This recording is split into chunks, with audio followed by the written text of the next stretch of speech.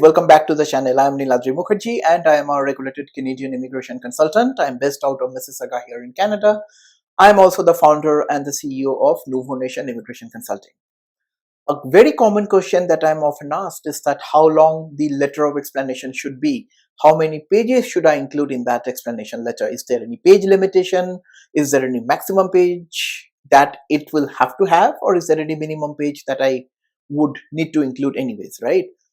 What you have to understand when it comes to the whole concept of letter of explanation is that if you are doing any application by yourself, then submitting a letter of explanation is not really a mandatory requirement. At that time, it boils down to a good to have kind of document, but not a must have document for the most applications. But if you end up working with an RCIC such as myself, I will then mandatorily have to write a submission letter. I will have to write, not any of my team member, just so you know, I will have to write the submission letter, and I apply all my clients using my RCIC portal, which is otherwise known as the Authorized Paid Representative portal. And there an application is not submitted unless and until I mandatorily include the submission letter. So if you're doing that application by yourself, or if you're working with a consultant, the terminology is changed, the submission letter or the letter of explanation, but the basic fundamental premise of that remains the same, which is that anything that you would like to include, anything that you would like to explain for the benefit of the immigration officials.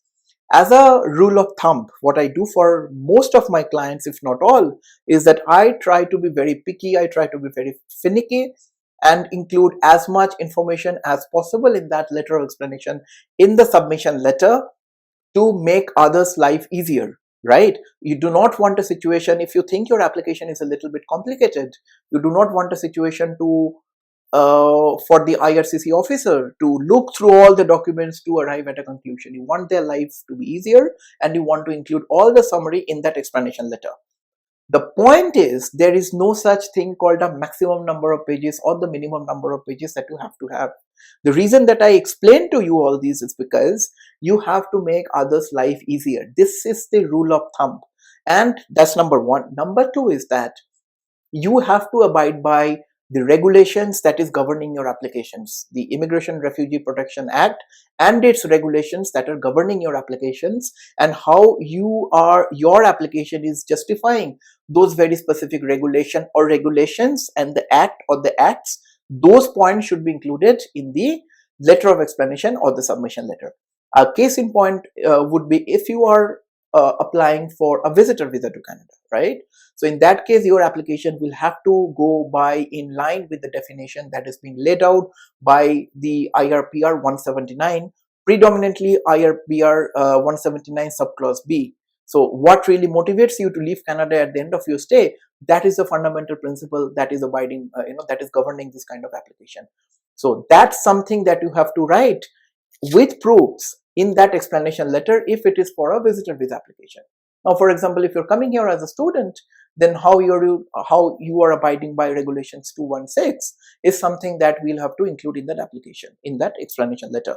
Now, there are some things that you should do, there are some things you should not do. What you should not do is that do not write your life history in that explanation letter. That does not help. What you also do not want to do is that you do not want to write heavy English words and sentences that would make others' life difficult. Okay, we speak here in very simple English, very like fluid kind of English. So if you think that your English is not that great, and if you're taking help of a professional writer, for example, just make sure that it follows a simple English, and you do not want to make it very word heavy, very like a photograph heavy kind of a document.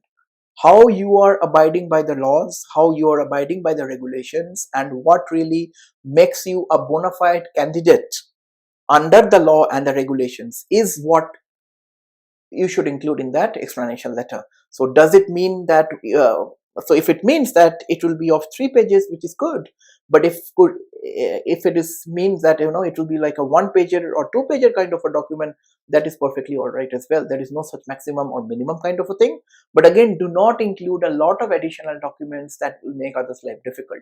So always keep yourself into other person's shoe and think that what you could do to make their life easier, and that will really make sure that your application moves forward in a fast forward way. But at the same time, if you're not really sure as to what to include, what not to include, what to write, what not to write, it is a good idea to come for a consultation. Let me see through your document to really to tell you what to include, what not to include. And if you need a professional assistance with any of the processes, visitor visa, study visa, work permit, or anything where you think a complete assistance is required, again, book a professional consultation. That should be your first point of contact for me to understand your case, and then we can definitely take it forward from there.